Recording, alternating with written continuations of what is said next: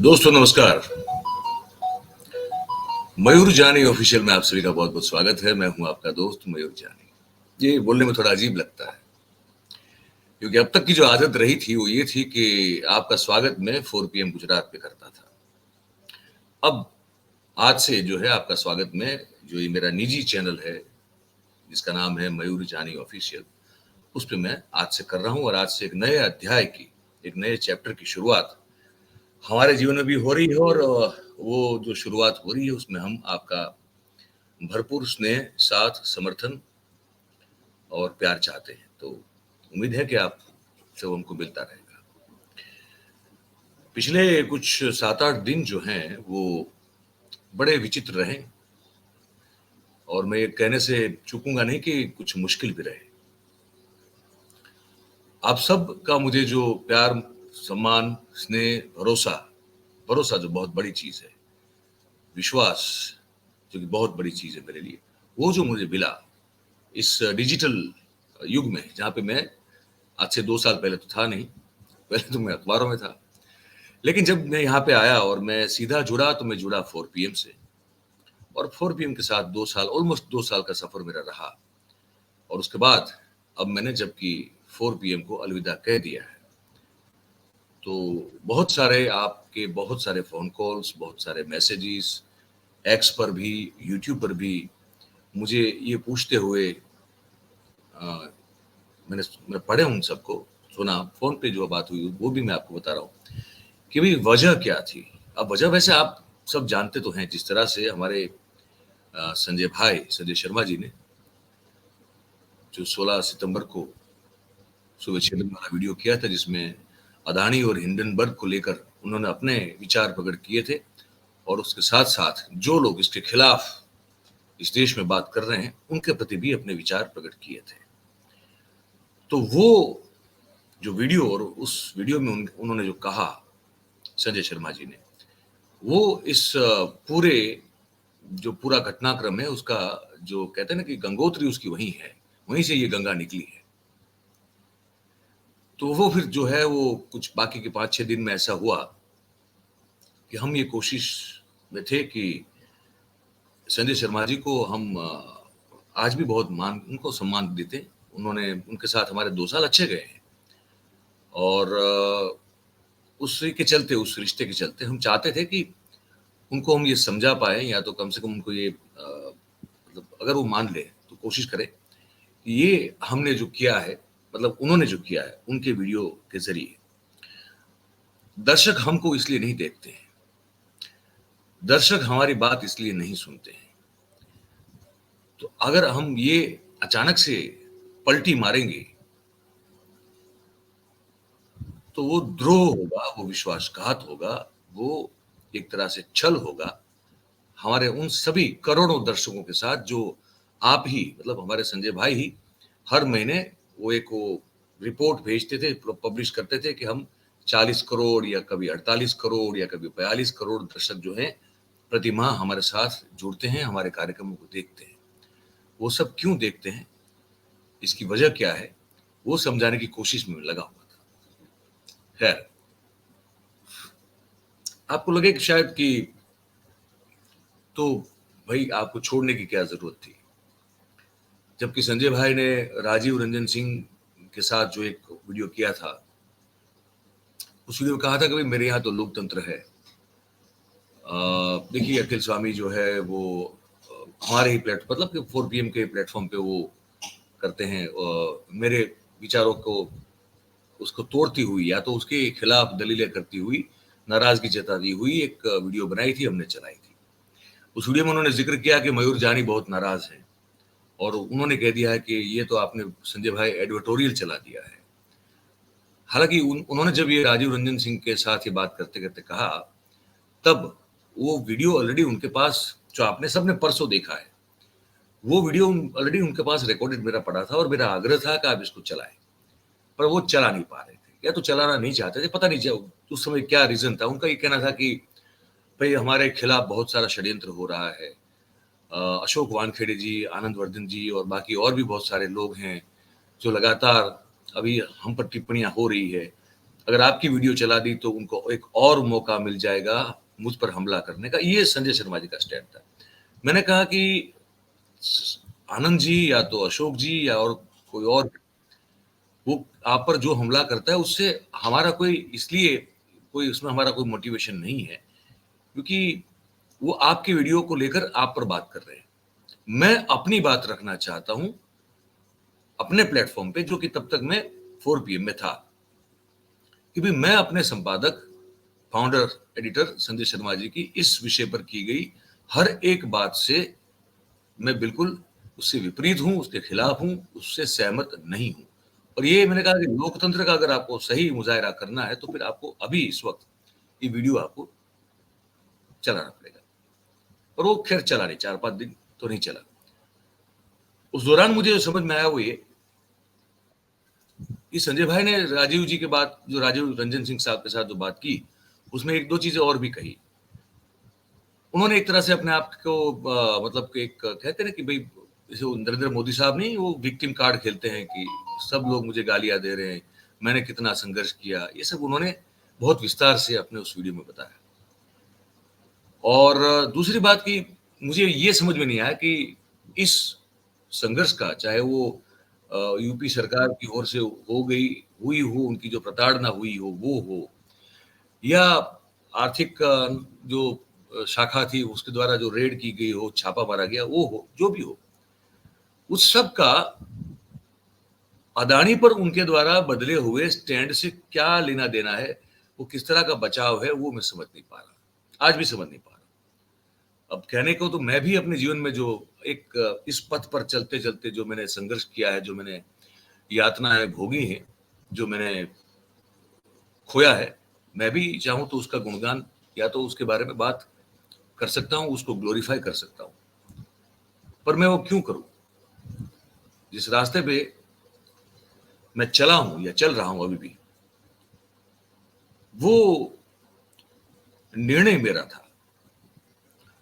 और मुझे पता था जब ये निर्णय लिया था जीवन में कि मैं इस रास्ते पे चलूंगा तो मेरे सामने क्या क्या दिक्कतें, क्या क्या मुसीबतें आ सकती हैं, क्या संघर्ष करना पड़ सकता है।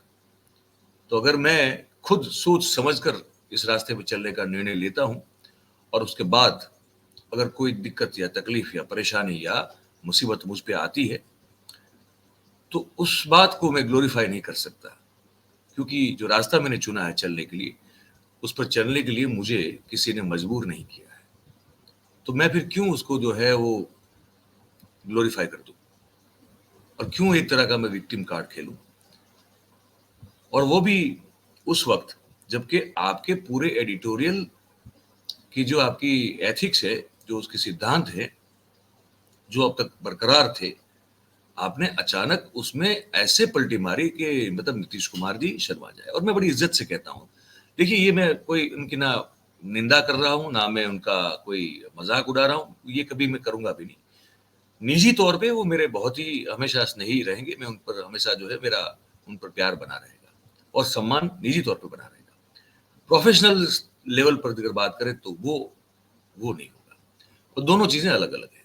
निजी एक अलग बात है और व्यवसायिक बात पूरी अलग हो जाती है। ये व्यवसायिक है, इससे हम रोजी रोटी कमाते हैं, पर रोजी रोटी कमाने का हमारा तरीका जो है, वो तरीका अचानक से बदल जाए, सीधे रास्ते चलते चलते अगर हम अचानक से कोई टेढ़े रास्ते पे निकल जाए और साथ में हमारे जो चल रहे हैं उनको पता तक ना चले कि ये क्या हो गया, क्योंकि सबकी सबकी इज्जत, सबकी क्रेडिबिलिटी जो कमाई होती है वो बड़ी मेहनत से आती है, और अचानक वो सब दाव पे लग जाए और आप जब सवाल उस बात को समझने की कोशिश करें कि क्यों हुआ, इसके पीछे का सही कारण क्या है, तब आपको वो सही कारण समझ में ना आए या तो आपको पता ही ना चले।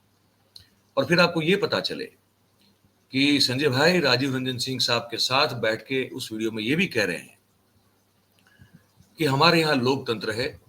भाई मयूर जानी हो या अखिल स्वामी हो या कोई और हो या अजय शुक्ला जी हो या अभय दुबे साहब हो, जितने भी हमारे साथ सब लोग उस वहां पे जुड़े हुए थे, वो अगर अदानी के खिलाफ भी कोई कार्यक्रम करते हैं, वीडियो बनाते हैं, तो मैं तो उनको नहीं रोकता।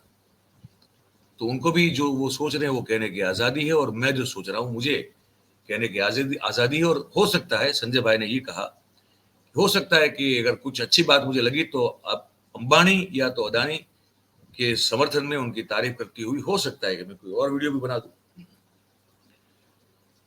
वहां पे मुझे एक बहुत बड़ा एक रेड फ्लैग मेरे सामने नजर में आया, क्योंकि संस्थान ऐसे नहीं चलते।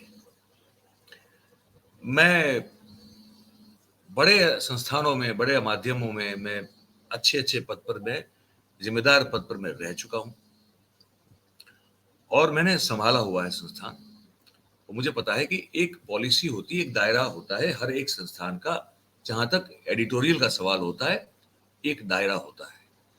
उस दायरे में रह के आपको, जिसको हम बाउंड्री कहते हैं, उस बाउंड्री में रह के आपको सभी को एक साथ एक दिशा में काम करना होता है।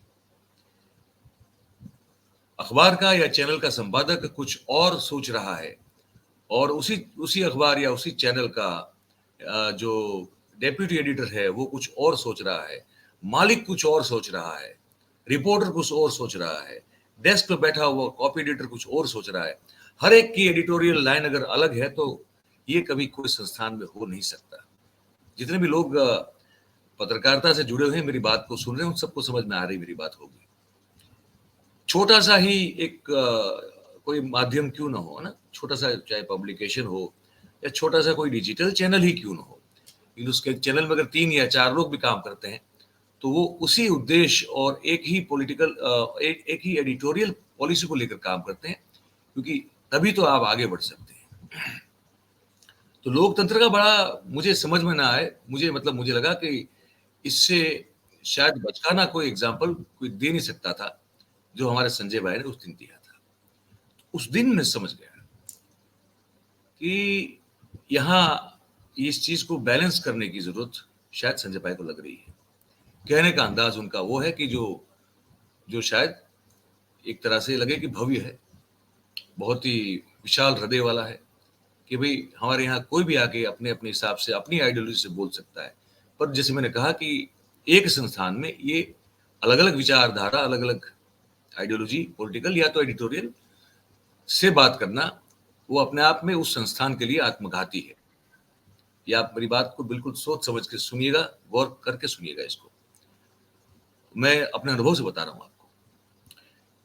तो वो संभव नहीं है, उससे जो है केओस होता है, अराजकता फैलती है पूरे संस्थान में।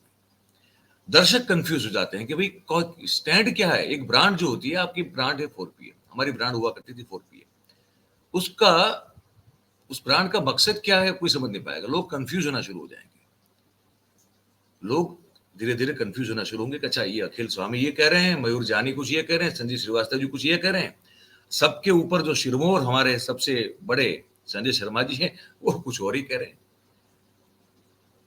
तो दर्शक क्या समझेंगे? जो 60 लाख से ऊपर का परिवार बन चुका था दर्शकों का, वो क्या समझे कि भाई हम किस चीज को सपोर्ट कर रहे हैं, हम किस चीज को उजागर कर रहे हैं, हम किस चीज का समर्थन कर रहे हैं और किस चीज का नहीं कर रहे हैं। इतना कंफ्यूजन क्यों फैला है भाई? और कोई संस्थान ऐसे काम नहीं करता, क्योंकि वो विरुद्ध है पूरी, मतलब किसी भी रीति नीति के विरुद्ध है ये। तो मैंने फिर समझा कि ये ऐसा क्यों करना चाहते हैं संजय भाई। मेरी समझ ये कहती है, मैं गलत हो सकता हूं, मेरी समझ ये कहती है कि शायद वो बैलेंसिंग टूल बनाना चाहते थे हमको। आप समझ रहे बैलेंसिंग टूल क्या क्या करेंगे हिंदी, हम इसका क्या कहें, इसका एक संतुलन बनाने वाला एक जैसे यंत्र या एक साधन होता है ना, वो शायद अपने ही 4PM में वो कुछ ऐसे 2 या 3 खड़े करना चाहते थे, ताकि जब भी ये आरोप लगे कि यार आप अदानी सेठ के साथ जो है वो उनकी गोदी में बैठ चुके हो, तब वो तुरंत उस चीज को दिखा दे। देखिए यार, मयूर जानी तो कभी किसी को बख्शता ही नहीं है, अभय दुबे तो कभी किसी को बख्शते ही नहीं है, देखिए अजय शुक्ला जी को, हम कहाँ उनको मना कर रहे हैं। तो यहाँ तो उसके उनके खिलाफ भी खबरें चलती है, तो आप कैसे कह सकते हैं हम बिक चुके हैं? तो ये होता है एक बैलेंसिंग एक्ट, और उसके लिए चाहिए आपको एक टूल। तो जब हमको ये समझ में आया तो हमने फिर बहुत सोच समझ के, विचार करके, हम नहीं थे ना, आप जानते हैं, हम तो फिर तो 5-6 दिन से तो वहां हमारा कोई वीडियो भी नहीं था। तो हमने कहा कि क्या करें, हम साधन संपन्न व्यक्ति तो है नहीं, हमारा आर्थिक जो परिस्थिति है वो कोई इतनी अद्भुत तो है नहीं कि भाई हम 6 महीना 8 महीना घर पे बैठ के आराम से जो दाल रोटी खा सकते हैं, और नया कोई शुरू करेंगे तो फिर उसको भी जमने में मतलब कुछ थोड़ी बहुत आय शुरू हो यूट्यूब पर, उसके लिए भी कम से कम 6-8 महीने का या तो 1 साल का भी वक्त लग सकता है। तो हम वो सोच रहे थे कि हम गुजारा कैसे करेंगे। हम हो सकता है 2 महीना आप काट लें, उसके बाद तो पैसे चाहिए हमको भी खाने पीने के लिए। और फिर हमने सोचा कि अब हमने फिर अपने जीवन में थोड़ा फ्लैशबैक में चले गए। फिर हमने देखा कि भाई हमने ऐसे निर्णय कई बार हमको मजबूरी में, इस तरह की मजबूरी में कि भाई हम नहीं सहमत है आपकी कार्यशैली से, आपकी आपकी पॉलिसी से, आपकी आपके एथिक्स से, तो मैं नहीं कर पाऊंगा। तो मैंने पहले ऐसे किया हुआ है। परेशानी होती है, मतलब वो मुसीबतें आती हैं, वो विशेष रूप से वो आर्थिक ही होती हैं, और आर्थिक मुसीबतें जो हैं फिर और बहुत सारी मुसीबतों को लाती हैं। और मैंने कहा ठीक है यार, एक बार अगर इस पड़ाव पे, इस दौर पे, यहाँ पे आके, इस मोड़ पे आके भी अगर ये एक बार फिर से करना पड़े तो कर लेंगे, क्योंकि वो बैलेंसिंग टूल हम नहीं बन सकते, है ना। और मुझे पूछा गया हमारे सहयोगी के द्वारा भी, मेरी बातचीत, मैंने किसी को मैंने खुद फोन करके बताया, किसी ने मुझे खुद फोन किया, और ये जानने समझने के लिए मुझे पूछा गया कि आप, जब संजय भाई ने ये कह दिया है कि आप जो चाहें अपने हिसाब से वीडियो बना सकते हैं, फिर आप क्यों छोड़ के जा रहे हैं। तो मैंने यही कहा, मैंने कहा कि संजय भाई एक बैलेंसिंग एक्ट दिखाना चाहते हैं, बैलेंसिंग टूल दिखाना, हमको बतौर बैलेंसिंग टूल, संतुलित करने वाला यंत्र या साधन के तौर पर हम, हमारी हैसियत वहां पे बन जाएगी। तो फिर यही होगा कि दर्शक और कंफ्यूज होंगे, हम खुद जो है वो भी अंदर से परेशान रहेंगे जब संजय भाई फिर से अगर कोई ऐसी वीडियो बना दे। भाई वो तो मालिक है उस संस्थान के, हम उनको रोक तो नहीं सकते। तो फिर वही एक मन में जो है कश्मकश खड़ी होगी, फिर दर्शकों के सवाल होंगे।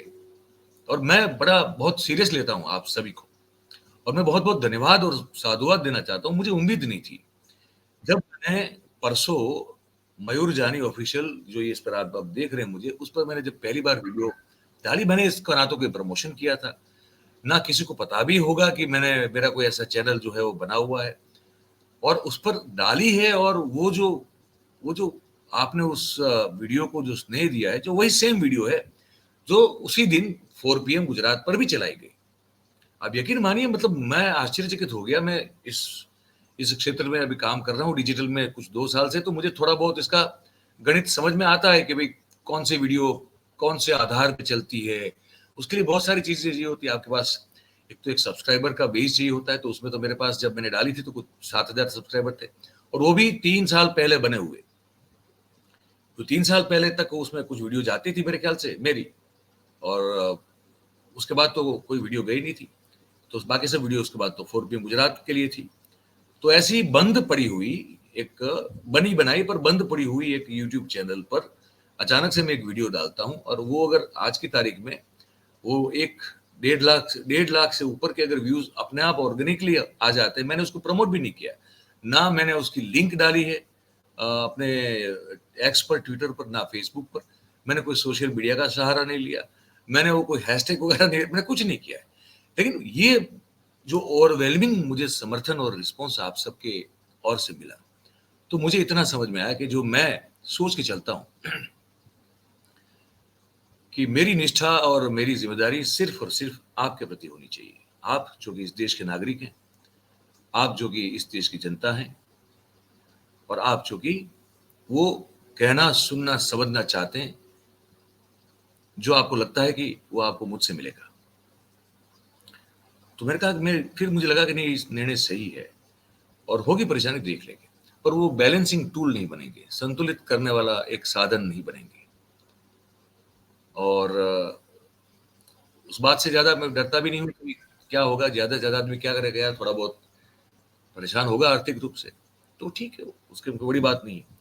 लेकिन ये रास्ते में चल रहे हैं ना हम, अब 27 साल तो हो गए भाई साहब इसी पत्रकार तो करते हुए, और बहुत सारे ऐसे किस्से हैं, बहुत सारी कहानियां हैं कि जहाँ पे हमको अगर अगर मुड़ना होता, ऐसे यूं सीधा यू वाला टर्न मारना होता, तो हम भी मार सकते थे, आज भी मार सकते हैं। मतलब ऑफर्स तो पड़ी रहती है ना, लोग कोशिश तो करते रहते हैं, पर वो हमको गवारा नहीं है, तो वो तो हम नहीं करेंगे। बस यही एक मुझे लगा कि आपको बता दूं सबको कि कारण ये रहा, वजह ये सब जो रही वो मैंने आपको बताई। एक समराइज कर देता हूँ। एक कि मुझे लगा कि हमारे संजय भाई ने मेरा भरोसा तोड़ दिया, क्योंकि उन्होंने जिस तरह से वो यू टर्न लिया एडिटोरियल पॉलिसी में, उसमें उन्होंने कंसर्न अपने साथ वाले जो लोग हैं, जो जर्नलिस्ट हैं, जो काम करते हैं उनके साथ, उनका कोई कंसर्न उनसे पूछा नहीं कि मैं ये करने जा रहा हूँ। तो मतलब हम सबको टेकन फॉर ग्रांटेड लिया, पहली बात ये वजह। दूसरी बात, जब उनको मैंने कहा, या मेरे से कुछ, मेरे ख्याल से और भी लोगों ने कहा होगा कि ये नहीं करना चाहिए, इसके दुष्परिणाम हो सकते हैं और इससे बचें और गलती स्वीकारें, और आप जो है हमारे जो दर्शक हैं, जो बहुत उनको बड़ सब लोग खफा थे, दुखी थे, पीड़ा में थे, तो उनको ट्रोल न मानते हुए, उनको ट्रोल न माने, वो दर्शक है हमारे, वो वही 40 करोड़, 42 करोड़, 48 करोड़ दर्शक हैं जिसकी आप दुहाई देते हैं। माफी मांग ले, गलती होगी और फिर से ये ना करें। तो ये दूसरी वजह। तीसरी वजह की, उन्होंने इस गलती को स्वीकारने के बजाय उन्होंने ताल ठोक के कहा कि वो जो कर रहे हैं, वो कह रहे हैं, वो बिल्कुल सही है, और बाकी लोग जो उनकी बात से सहमत नहीं है, तब तो मैं था राठौर पीएम में, लेकिन बाहर जो बैठे हुए लोग हैं, जैसे अशोक जी हैं, या तो आनंद जी हैं, या मेरे ख्याल से अशोक पांडे जी हैं, या और भी बहुत सारे यूट्यूबर्स ने इस पर जो है अपनी अपनी बात रखी, जैसे, तो वो सब जो है वो गलत है और वो देश हित में नहीं है वो लोग। ये तीसरा रीजन कि इस पर वो अड़े रहे, अभी भी अब मुझे लगता है अड़े रहे, वो वहां पे वो अटल है, और वो उस स्टैंड को छोड़ना नहीं चाहते।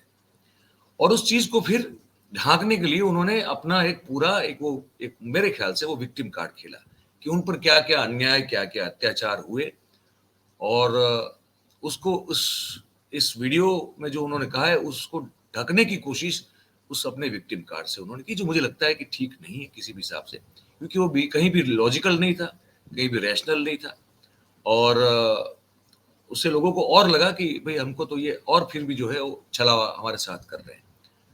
तो इन सब के चलते जो क्रेडिबिलिटी चैनल की जो खड़ी हुई थी, वो धीरे धीरे, मैं धीरे धीरे शब्द का इस्तेमाल, वो अचानक से मेरे ख्याल से वो काफी हद तक वो ढह गई, वो पिघल गई, वो बह गई।